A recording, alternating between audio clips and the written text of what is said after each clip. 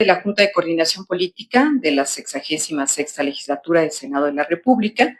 Les damos la más cordial bienvenida a esta sede, la nueva sede del Senado de la República aquí en Reforma, un espacio donde esta tarde nos reúne la literatura y las artes escénicas, dos expresiones que a lo largo de la historia han contribuido a preservar la memoria, a fomentar la reflexión y a enriquecer nuestra vida cultural.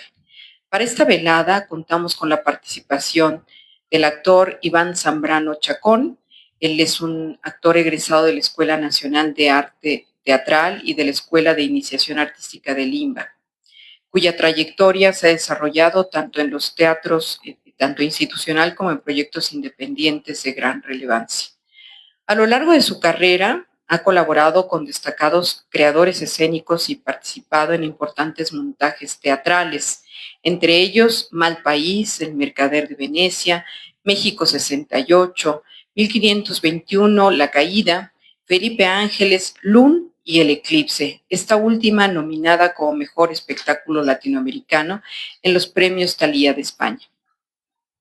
Su labor artística se extiende también al cabaret, la dramaturgia y la dirección escénica, colaborando con reconocidas figuras de la cultura mexicana y desarrollando proyectos dedicados a las jóvenes audiencias. Desde este año forma parte del elenco estable de la Compañía Nacional de Teatro, una de las instituciones más importantes de las artes escénicas en nuestro país.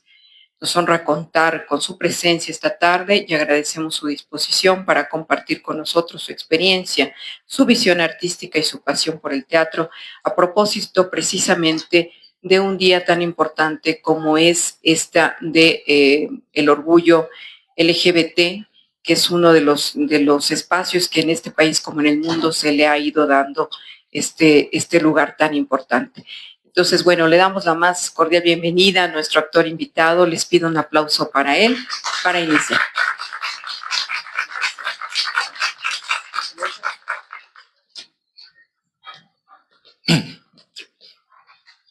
Hola, hola. Bonita tarde lluviosa o no, pues, si no la ha sido, pues, ojalá que sea un poquito más bonita, gracias a don Chavita, Salvador Novo.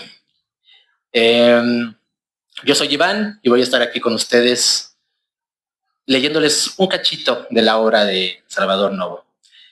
A México lo sacaron del closet en 1901. En una redada a un baile privado que se celebraba en una calle en ese entonces llamada la calle de La Paz, aquí en la colonia tabacalera, por cierto, donde 41 hombres, entre ellos muchos vestidos al último grito de la moda porfiriana, abanico, pelucón, corset, fueron detenidos, expuestos al escarnio público y sometidos a los castigos más humillantes y deshumanizantes posibles. Porque ser un afeminado, un dandy, un lagartijo, era la peor ofensa que uno como hombre le podía hacer a la nación. Por lo tanto, estos desviados pues no podían ser considerados mexicanos y, bueno, ni humanos, vaya. A México lo sacaron del closet con este baile, pero como dijo Salvador Novo, locas siempre hubo en México. Solo que México prefirió callar, prefirió no hablar de eso, a ver si así el problemita ese dejaba de existir. Lamentablemente, pues esta costumbre tan closetera se nos quedó arraigada en muchas familias mexicanas. Aquel tío incómodo que nunca se casó, que casi nunca vemos, aquella prima de la cual no le hablas a tus hijos para evitarte de las preguntas incómodas. Lo que se ve no se pregunta. Sin embargo, Salvador Novo se encargó de que lo visto no nada más fuera visto, sino que se recalcara. Porque ser visto en sí ya es un acto político. Para mí, el humor, la jotería, es un acto político. En un mundo donde se nos deshumaniza nuestras historias, nuestros afectos, nuestra intimidad, incluso nuestro erotismo, son también un acto político. Por eso me pone muy contento y me pone muy jotorrón estar con ustedes el día de hoy para leerles un cachito de la obra de Salvador Novo. Ese baile, el baile de los 41, fue en 1901. Salvador Novo nació en 1904. O sea que su infancia se vio, aparte de que se vio modificada por la Revolución Mexicana, también se vio permeada por todo este ambiente condenatorio hacia esos hombres degenerados. En un país donde legalmente ser homosexual no era un delito. No era un delito, pero pues no se hablaba de ello. Pero sí estaba en el mismo cesto de los daños a la moral, de la violación incluso, de la pedofilia. Y pues darte cuenta desde la niñez que te empiezan a traer todas esas cosas que a diario escuchas que son cochinadas, de las cuales hay que sentirse avergonzado, pues sí lo hace entrar a uno en un proceso y en una niñez bastante solitaria y temerosa. Bueno, de este proceso habla un poco Salvador Novo en su autobiografía La estatua de sal, que vamos a leer un cachito de su niñez. La estatua de sal se publicó en 1998, o sea, unos 20, no sé hacer cuentas, unos 24 años después de la muerte de Salvador Novo. Salvador Novo empezó a escribir su autobiografía en 1945, cuando contaba con 40 años. Entonces él ya se sentía el gay más anciano del mundo y necesitaba imperiosamente dejar sus memorias. Ya después abandonó el proyecto y después fue rescatado y ya se publicó lo que quedó de ello, ¿no? La estatua de sal es una autobiografía de Salvador Novo, donde relata su niñez, su vida antes de llegar a la Ciudad de México, su despertar sexual y el acontecer de la vida homosexual en la ciudad entre los años 1917 y 1921. En esta primera parte del texto que se leerá, Novo hace una rememoración a su infancia y adolescencia, en un momento en que la revolución sacudía al país. Narra cómo él y sus padres se mudaron de su pueblo Jiménez a Torreón, en el estado de Coahuila. Debido a los peligros ocasionados por las revueltas de la revolución, en Torreón llegaron a vivir con el tío de su madre, Francisco, pero no pudieron escapar de todo al revuelo, ya que al poco tiempo los villistas llegaron a Torreón y entraron a casa del tío Francisco, ocasionando su muerte y el destierro del papá de Novo. Bueno, ese es el contexto antes de entrarle ya con ganas a la infancia de Salvador Novo. Para la garganta.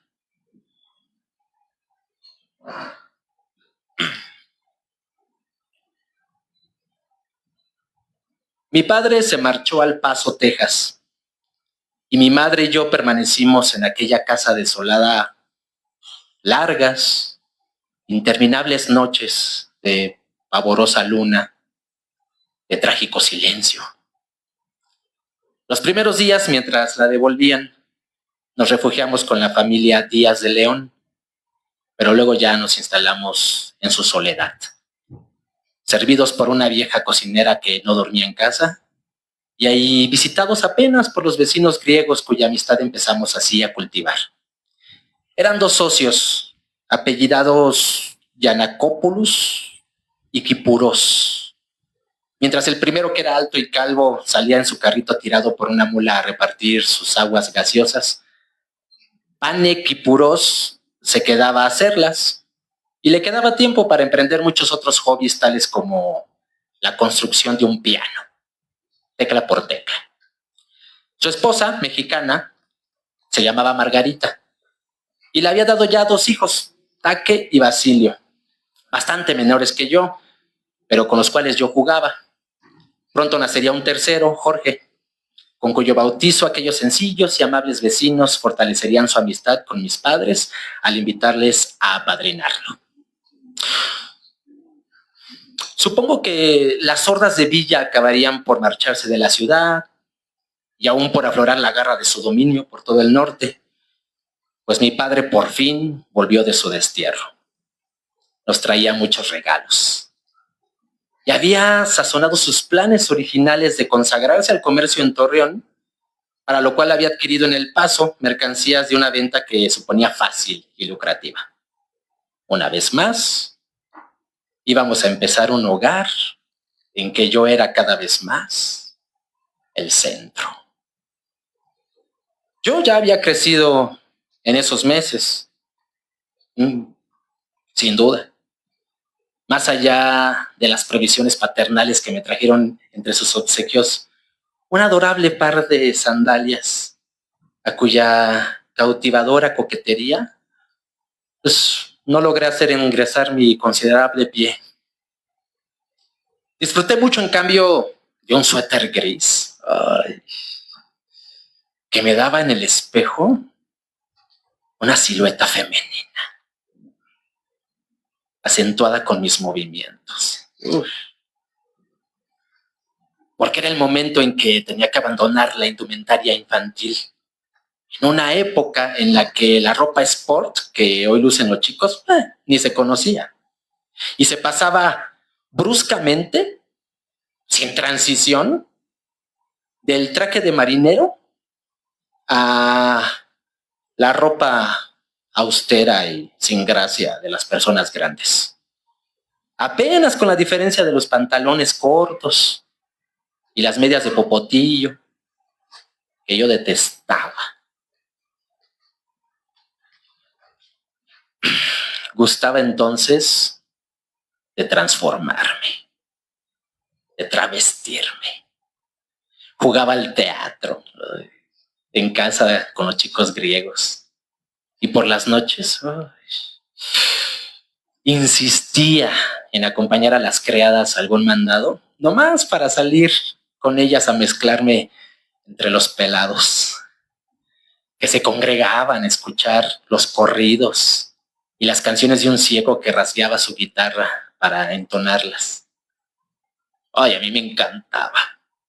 Me encantaba emprender estas excursiones entre la oscuridad de la tarde, calzando zapatos de mi madre, como si desafiara a la gente a descubrir que los llevaba. O como si le invitara a reparar en ello.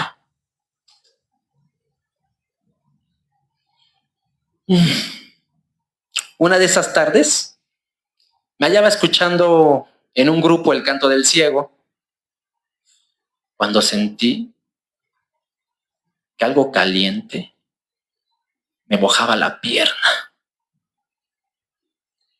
Ay, comprendí inmediatamente lo que ocurría. Ay, un pelado me orinaba. Ay, pero en vez de apartarme, de denunciarlo, de protestar, lo dejé hacer. Ay, violentamente sobrecogido por una indescriptible, inédita voluptuosidad. Ay, parecía escrito que yo no pasara del 3er año en la escuela primaria. Venía arrastrándolo, sin poder presentarlo nunca, desde que en México fue notariamente prematuro que lo cursara, hasta que el colegio modelo para niñas, único privado en Torreón, admitió niños, unos cuantos, y pues entre ellos yo. Reanudé mis estudios de 3er año que impartía la lánguida, fría señorita Inesita. Cuidaba sobre todo de la clase de religión e historia sagrada, que yo siempre me sabía muy bien, y casi todas las tardes se dedicaban al bordado, a la costura y otras disciplinas semejantes que pretendían aislarme a mí en la lectura de cuentos o lecciones de historia, mientras las muchachas empuñaban sus bastidores y ponteaban con sus madejas de seda matizada las fresas y las hojas para las servilletas. Ay, adelante.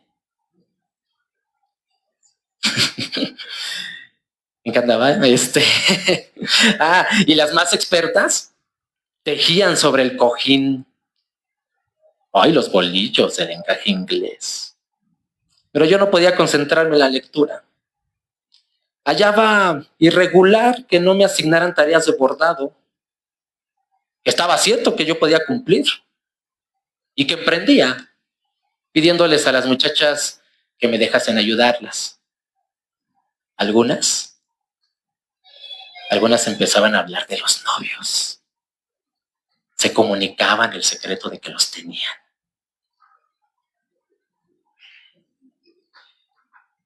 Conspiraban para situarse cerca de la ventana para verlos pasar. Y vagamente yo imaginaba también presentir que algún muchacho pasaría por la calle para verme bordar. Sonreírme. Insinuarme su amor. Ay, se reproducía de modo más claro la situación de mimetismo que en la escuela de Jiménez me identificaba con los Botello y que ahora me hacía imitar a las muchachas del colegio modelo.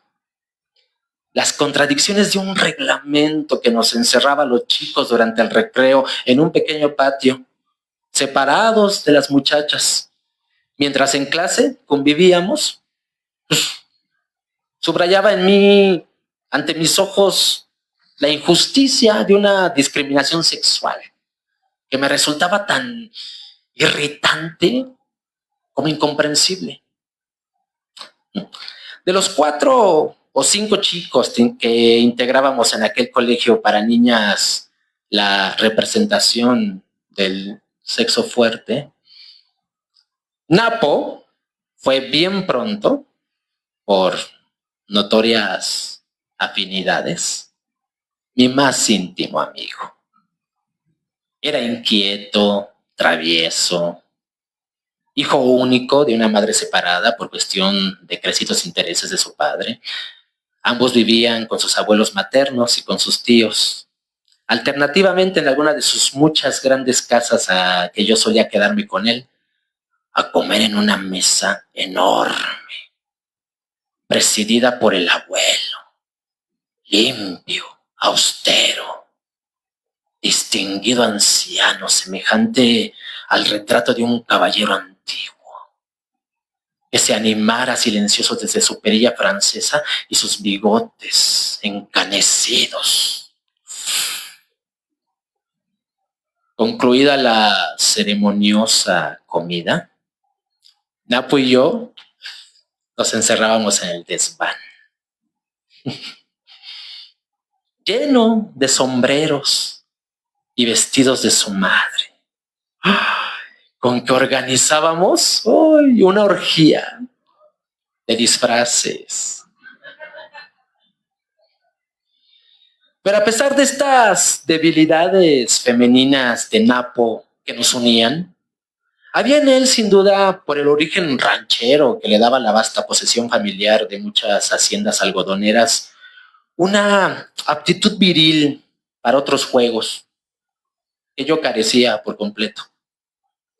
Era habitual entonces que los muchachos fuesen a nadar en los tajos, especie de sucios arroyos, derivaciones del Nazas cuando crecía. Pero a mí no se me hubiera ocurrido nunca hacerlo, de no haber sido arrastrado por Napo. Cuando vio que yo no sabía nadar, me llevó a otra de sus casas, una enorme que quedaba por la Alameda, donde había una alberca a la que se lanzó como el mejor maestro. Yo quise imitarlo y estuve a punto de ahogarme. Mi madre me prohibió volver a intentar la natación. A las inocentes, espontáneas indiscreciones de Napo, vertidas sin malicia en el espíritu alerta y sensible de mi madre, debo 2 represiones, sin duda en alguna medida responsables de mi conformación ulterior. Una vez, mientras su madre visitaba a la mía, Napo entró a la sala en que se había convertido la biblioteca del tío Francisco. Y sin razón alguna, así, informó en voz alta: ¡ay! Salvador y yo somos los 2 afeminados de Torreón.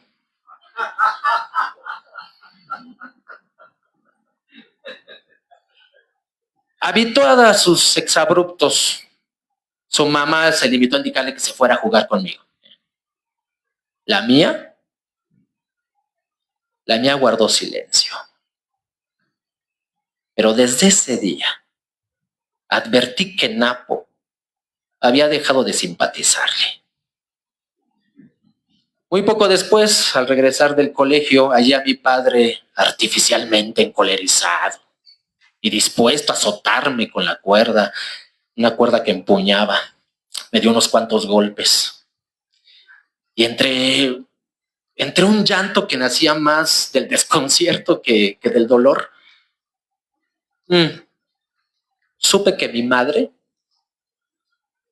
que contemplaba la escena entre impávida y satisfecha, le había comunicado que Napo le había dicho que yo pensaba fugarme de la casa para unirme a la compañía teatral infantil, que por entonces, encabezada por un Armando Arriola, que aún trabaja por ahí en esa profesión, daba funciones en la carpa paté, que a mi padre solía llevarme los domingos por la tarde, y que yo admiraba, sin que empero hubiera pasado de alguna olvidada confidencia a Napo el nunca definido deseo de emprender semejante aventura.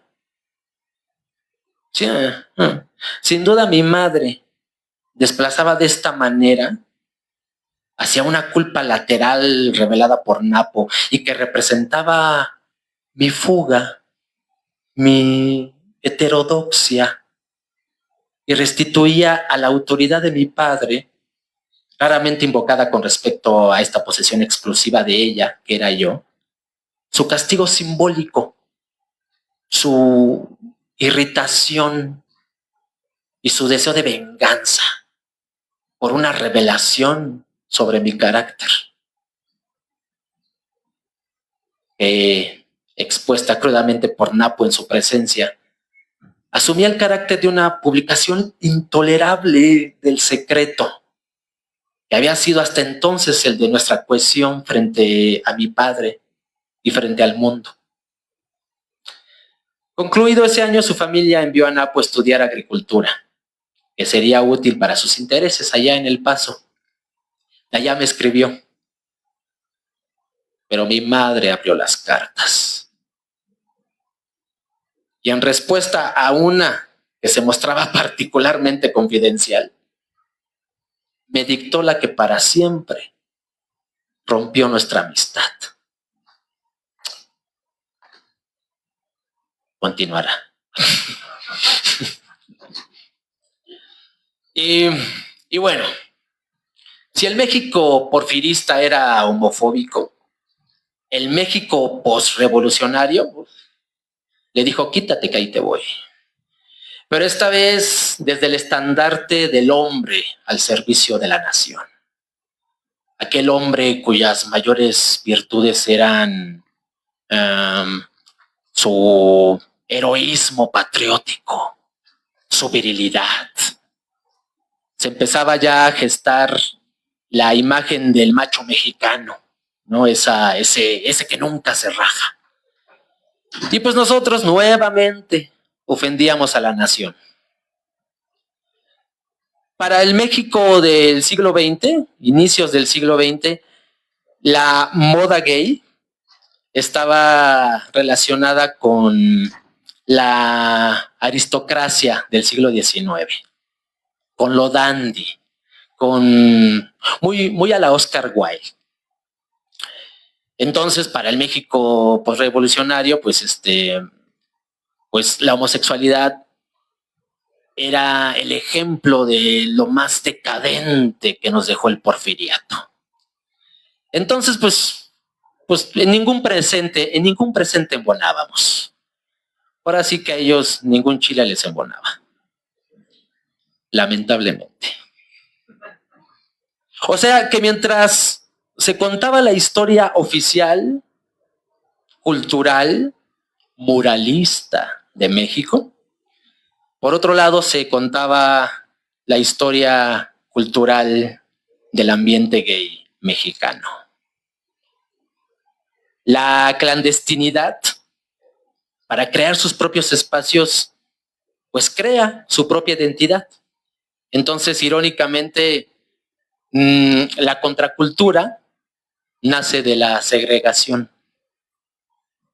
Se dice que la cultura gay mexicana nació con la poesía y no tuvo mucho que ver en ello. Antes ya había escritos y ya había uno que otro guiño por ahí, sobre todo de personajes que se disfrazaban o que cambiaban de género, pero siempre con el objetivo de engañar o de conseguir algo o a alguien. En dado caso, lo más homoerótico de esos escritos, pues era cuando los otros caían en el engaño, ¿no? Y momentáneamente dudan de si están amando a alguien de su mismo sexo. Pero hasta ahí, o sea, estos personajes que se disfrazaban nunca lo hacían por deseo o por amor. Porque si hay algo que le choca al mundo conservador, es que el otro, el que él considera inferior, se le ocurra desear. O peor tantito, se le ocurra amar. Entonces, bajo este contexto, Salvador Novo escribe El tercer Fausto, una obra corta de teatro, escrita en 1934, me parece. Y pues, hacer una obra de teatro, pues vamos a cumplir con el bonito ritual de una obra de teatro. Entonces, vamos a dar primera llamada. Esta es primera llamada, primera. Sirve que le echo un trago a mi té. Ustedes estiren las piernas, sonríanle al de al lado. Abran Grindr. Ay, ¿qué?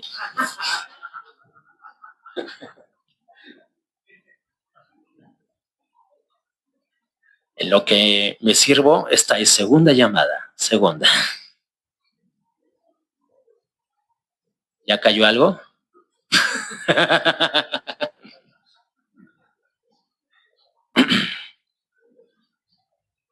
Ahora sí. Esta es tercera llamada. Tercera. El tercer Fausto, de Salvador Novo. Acto 1. Un estudio. La noche. Alberto en batas y pantuflas. Parece nervioso. Detrás de él, el diablo. Alberto no lo ha visto. Fuma y mira la hora de su reloj pulsera. Se vuelve y se sorprende al percibir al diablo. Con gesto nervioso se levanta, da algunos pasos, se adueña por fin de sí y le indica al diablo un asiento.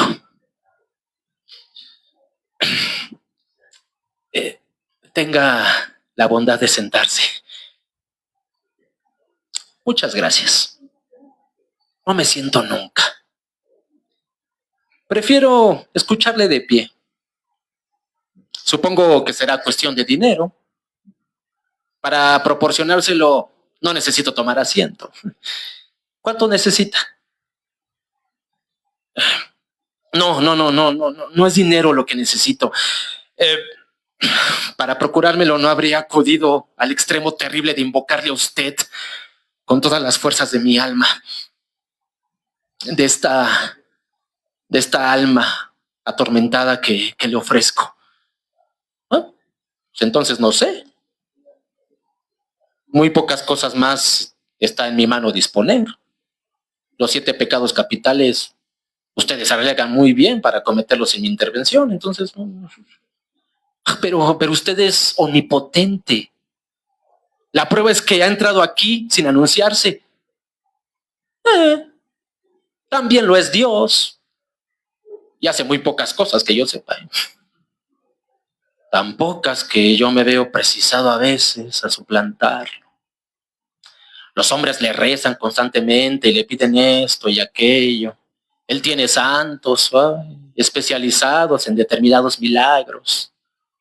Ustedes les piden a los santos que se encarguen de sus asuntos y les ofrecen pequeñas remuneraciones tarifadas y sus asuntos se arreglan, pero no son los santos quienes lo hacen. Por razón de su especialidad, los santos tienen un sentido moral muy estrecho. Y sus peticiones, les ofenden. ¿Qué quiere usted? Ellos viven en una atmósfera distinta a la tierra. Y luego no les gusta este agradecimiento en especie que le testimonian los hombres. Lo que los santos quieren es una nutrida inmigración en masa a su reino. Y qué mejor medio de obtenerla que el de frustrar precisamente los deseos más caros de los hombres. De todos esos bienes que ellos les piden constantemente y que obtienen a veces no de los santos, sino de mí. Soy yo quien atiende las solicitudes que los hombres formulan a los santos. Esto no lo saben, por supuesto, y no me agradecen nunca. No importa. Me queda la vaga esperanza de que estas condiciones injustas se alteren y de que un día, algún lejano día, se me canonice. Pero veamos, ¿de qué se trata? Es un poco largo. Si usted quiere escuchar los antecedentes, si nos sentáramos...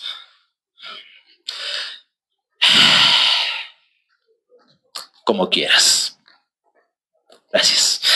Le he llamado a usted para ofrecerle mi alma a cambio de un milagro que habrá de realizarse en mi persona. ¿Ha consultado usted a algún doctor? Mi opinión es que gozas de perfecta salud. Estás joven. Vivirás todavía largo tiempo. No es eso. Este cuerpo mío estaría muy bien si el alma que alojara fuera normal. ¿Qué quieres decir? Pero pensé que usted lo adivinaría todo enseguida. Es verdaderamente bochornoso explicar mi caso a un desconocido como usted. Te pido 1000 perdones por mi ignorancia en tus asuntos personales. Pero yo estoy solo. Ya te lo he dicho. No tengo santos como Dios. Explícame tu caso, te lo ruego, trataré de ayudarte. Ahorraremos tiempo si le declaro mi deseo sin explicarle nada. Es esto. Quiero transformarme en mujer. Y y el precio es la condenación de mi alma. ¿Está usted seguro de eso? Absolutamente seguro. Y el precio es la condenación de mi alma. Ay, el alma, el alma. ¿Está usted seguro de su deseo? Querido joven, no insista usted en el precio.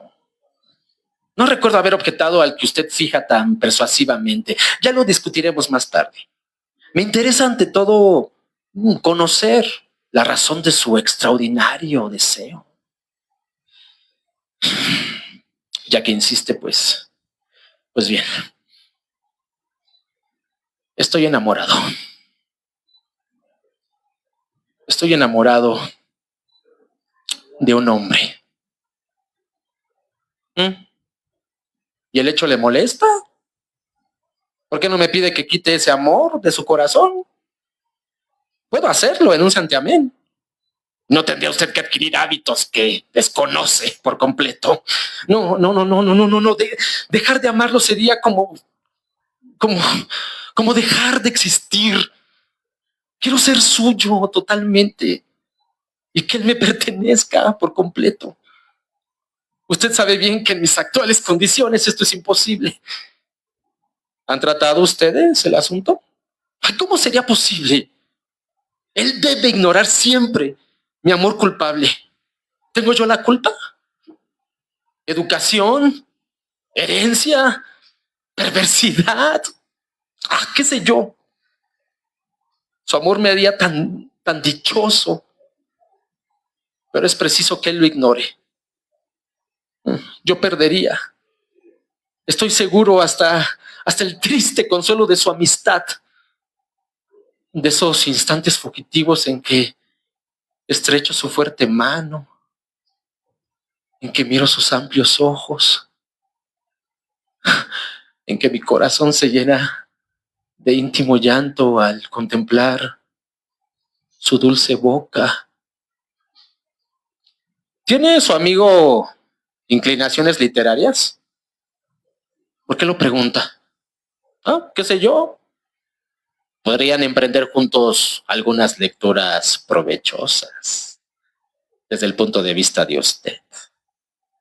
Justificarse con los clásicos, es siempre elegante. Y está al alcance de todo mundo hacerlo, ¿eh? ¿Podría usted invocar a Sócrates, a Epaminondas, a Patroclo, y Aquiles? Parto de Grecia porque su ejemplo es siempre irrefutable. Roma disgusta un poco a los espíritus impreparados. Sin razón alguna se lee menos a Petronio que a Platón. Y se adultera siempre a Virgilio. ¿Y qué ganaría yo con demostrárselo? Además, no creo que lo ignore. Pero eso no se hace ya comúnmente. La humanidad confunde el amor con la vil procreación. Y los hombres aman a las perras prolíficas. ¿Quiere usted escucharme y no interrumpirme con sus explosiones líricas? Comprenda que estoy aquí para ayudarle. Para eso he venido. Y no deseo perder un tiempo que puedo consagrar a ayudar a otras personas menos inclinadas a la dialéctica que usted. Confieso que carezco de experiencia personal en el ramo de su dedicación. Pero se me ha ocurrido, en el mismo instante que usted formulaba su raro deseo, el sistema que comencé a exponerle. ¿Quiere que siga? Siga usted. Bien. La primera objeción que él pondría a su amor sería sin duda su naturaleza inmoral. Y el hecho de que un afecto semejante y cuanto él implica va contra lo lícito y lo moral. Usted entonces le envolvería en un sutil diálogo y acabaría por hallarse de acuerdo en una definición de lo moral como esta. Lo moral es lo que no daña a nadie, a ningún tercero. Inmoral, lo contrario. ¿Perjudica a alguien nuestro amor? No. Luego, nuestro amor es irrefutablemente moral, desde el más elevado de los puntos de vista. No, imposible. No me atrevo. Él me diría que nuestras costumbres suponen una definición menos elástica de lo moral. Cierto que ustedes hoy subordinan los postulados cósmicos a sus juicios pasajeros y están convencidos de que las leyes naturales deben ajustarse a las que ustedes se dan por normas de pasajera existencia. Y el mundo rechaza hoy usos que en otro tiempo eran sagrados. Pero, en compensación, no se ha logrado al ocultar el pecado hacerlo más íntimo, dulce. La influencia de los santos al oponerse a la tierra no ha dotado de mayores encantos y no ha centuplicado sus méritos y su calidad. Pero sigamos con el método. Saltan ustedes de una literatura a otra, ¿no? De un arte a otro, en busca de apoyos sólidos a su exposición particular de motivos. ¿Cómo va su amigo a desconocer la superioridad de Miguel Ángel? Pongamos por caso. ¿Pero acaso los ejemplos modernos tengan para él mayor valor? Bien. No caiga usted en especímenes populares como Oscar Wilde, Proust, Whitman. Tienen más peso. A menos que no prefiera a Frank Harris, propónganle que lean un diálogo juntos, emprendan la lectura de Coridión, que él haga la parte de incrédulo. Usted leerá con el énfasis conveniente el papel de Coridión. Y al final del cuarto acto, si no es que antes,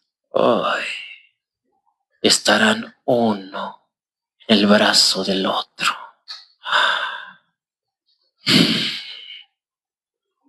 Gracias por su método, pero no lo encuentro aplicable.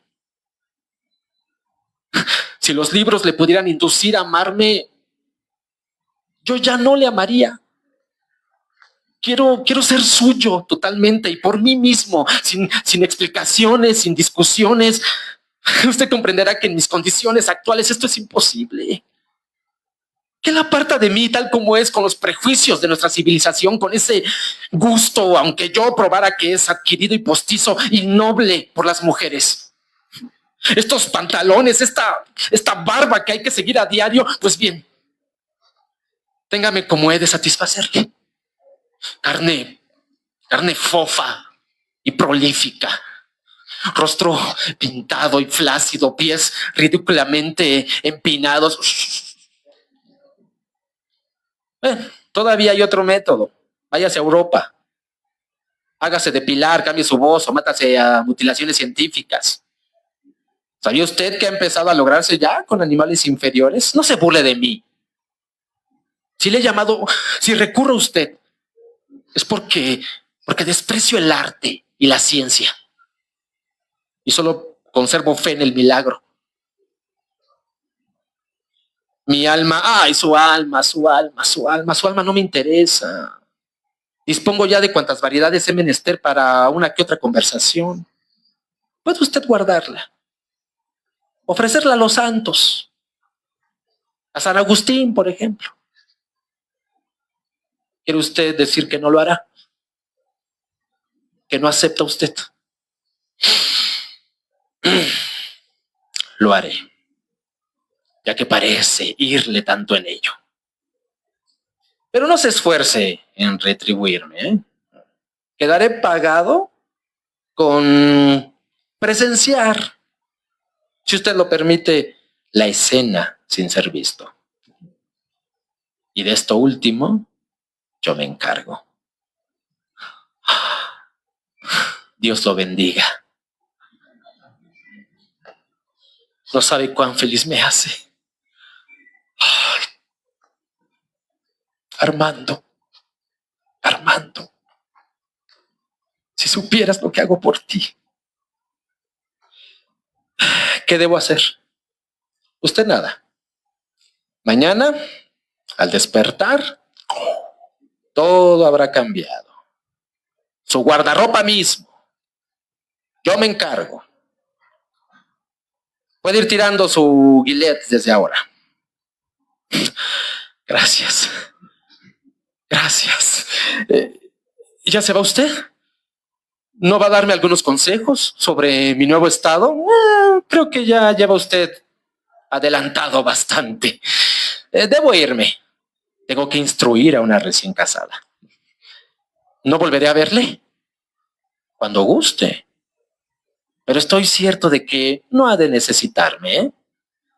Ay, la felicidad hace olvidadizos a los hombres. ¿No quiere usted una taza de té? ¿Algún pequeño recuerdo mío? ¿Un anillo antiguo? ¿Un libro nuevo? No, gracias. El té me quita el sueño. Y no leo nunca libros. Sé lo que dicen todos ellos desde antes que los escriban sus autores. Yo les doy las ideas. Y no quiero darme el disgusto de comprobar lo mal que lo han hecho. Bueno, buenas noches.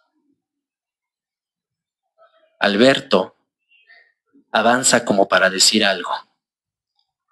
El diablo ha desaparecido. Alberto toma un espejo, se deja caer en un sillón y se contempla. Acto 2.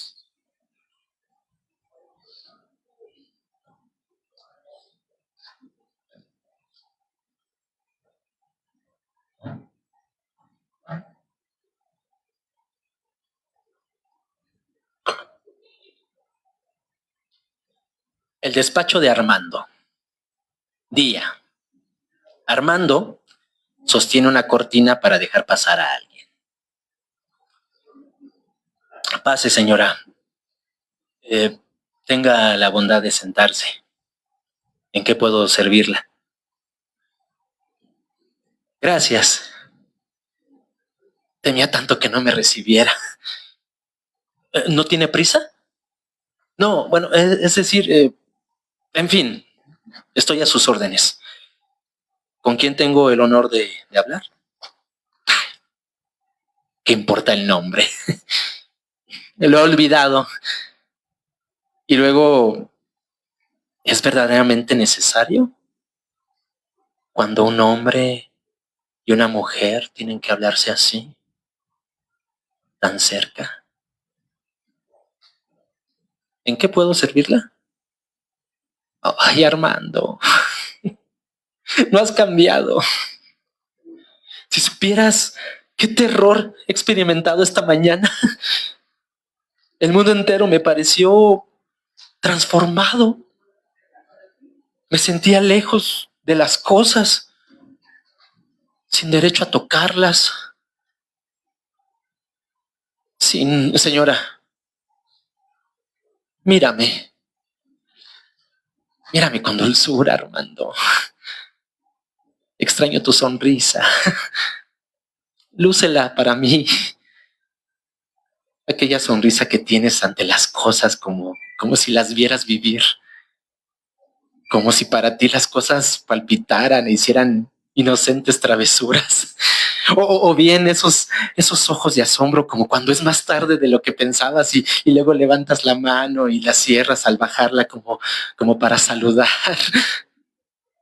¿Cómo sabe usted todo eso? Aquella vez, ¿te acuerdas? Te caíste del caballo y te torciste un pie. Cómo cojeabas graciosamente al sonreír con tus ojos grandes. Un buen rato saltaste en un pie, ¿te acuerdas? Y luego comenzaste a marchar con fuerza y fuiste a cambiarte de traje. Señora, es verdaderamente extraño. Yo no la he visto nunca antes. ¿Vive usted en el campo? ¿Cómo conoce usted ese accidente? No me pidas explicaciones. No comprenderás. No comprenderás.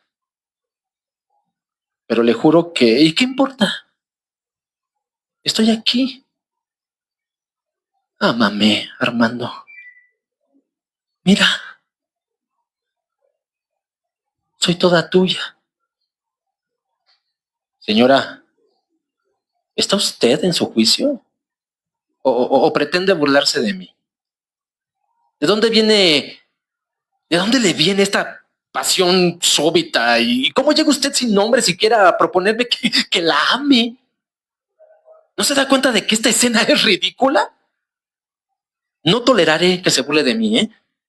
Armando, tú no comprenderás nunca. Pero no pido ya tu amor. Dame solamente tu boca, Armando. Tu boca. Una sola vez. Una. Lo que usted necesita, señora, es un poco de aire fresco. No.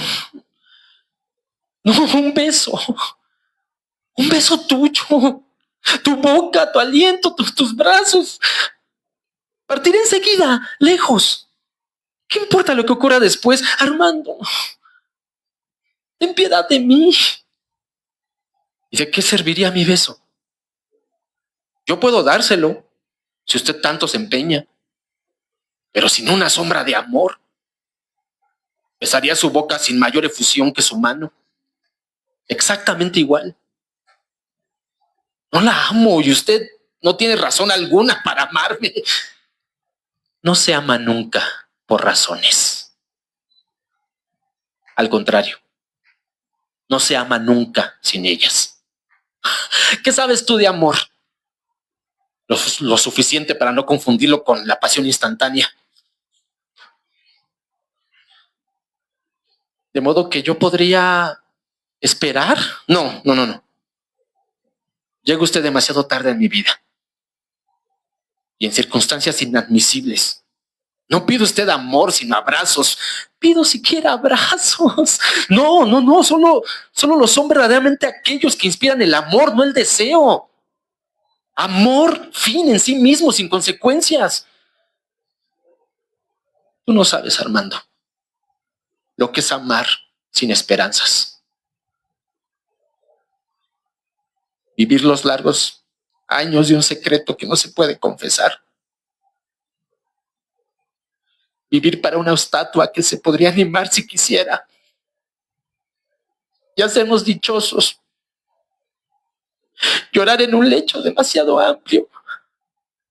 En una noche infinita. En que él dormirá profundamente. Inocente de todo. Escribir muchas cartas.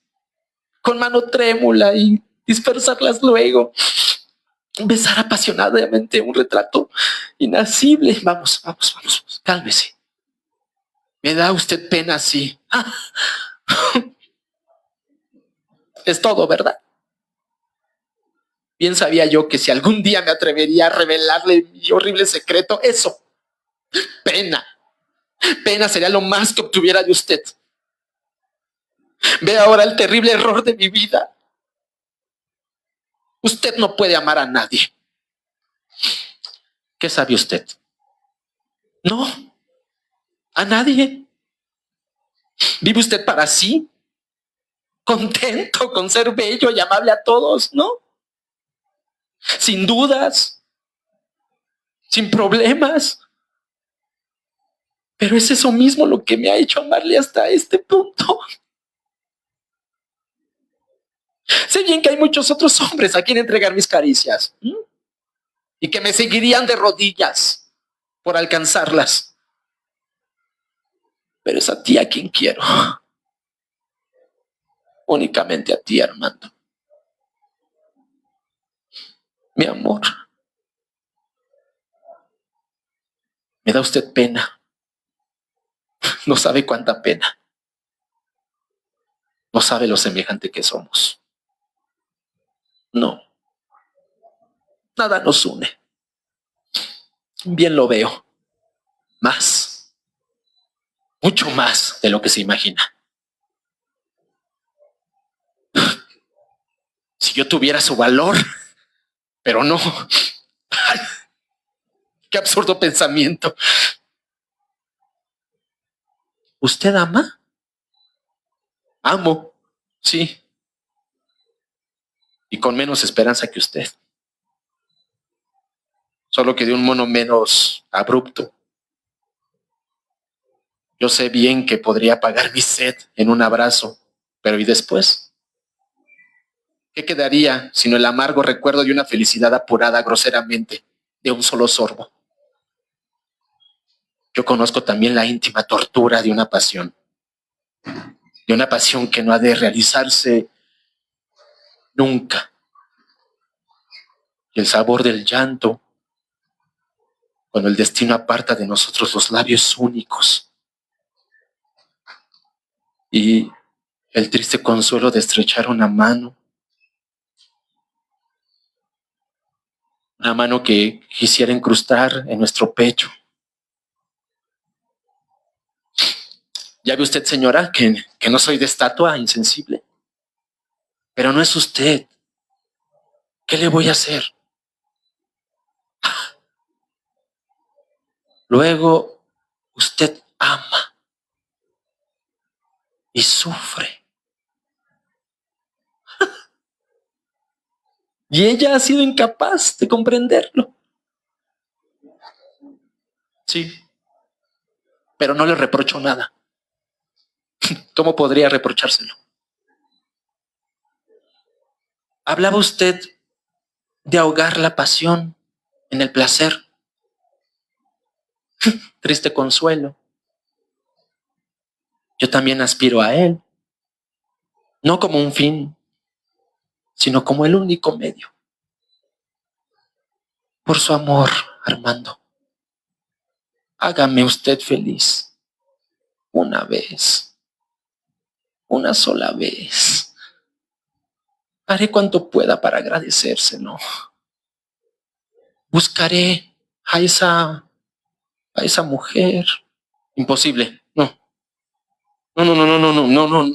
No sabe usted lo que dice. ¿Por qué? ¿Ha muerto? No. Vive. Vive y no sabrá nunca que le amo. Dígame su nombre. ¿Para qué? Nada ganaríamos, ni usted ni yo, su nombre, Armando. Se lo suplico. No le conoce usted, nadie le conoce. Nadie le conocerá nunca. Armando, dígame su secreto. ¿Quién podría comprenderlo mejor que yo? Aunque me destroce el alma. Dígame. ¿A quién ama? Amo apasionadamente, secretamente, a mi amigo Alberto. Fin.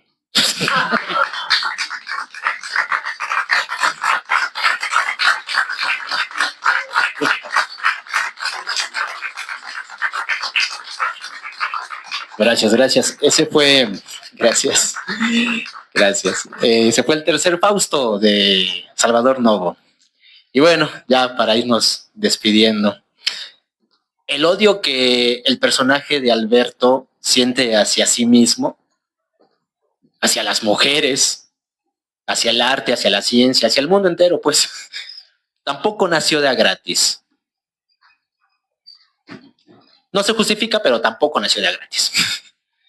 El bombardeo constante de reprobaciones hacia tu persona desde la niñez y la falta de referentes positivos que, pues que te regalen un poco de esperanza y de felicidad, pues nos encierra en el closet, nos orilla al lostramiento, nos encierra en un closet sin ventilación. Y pues, ¿cómo no acumular rencor metido ahí, no? Y les conviene tenernos ahí, sin llamar la atención, sin decir nada, sin exigir nada. ¿Para qué crear leyes que protejan a gente que no existe? Por eso el orgullo es importante. El orgullo no es un pecado capital como nos hicieron creer. El orgullo es un arma. Un arma que Salvador Novo portaba a todos lados y la disparaba con acidez, con cinismo y con harta jotería. Muchas gracias.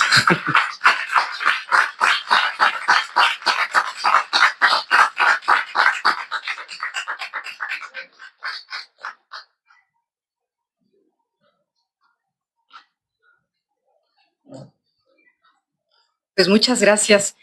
Un recuento maravilloso de este personaje histórico mexicano como fue Salvador Novo a través del arte, de la actuación de Iván. Fue una tarde maravillosa en ese sentido. Muchísimas gracias por habernos acompañado. Gracias a ustedes, de verdad, muchas gracias por estar aquí, por hacer posible el día de hoy nuevamente esta tertulia literaria. Esperemos vernos muy pronto. Y pues bueno, con esto despedimos esta tarde y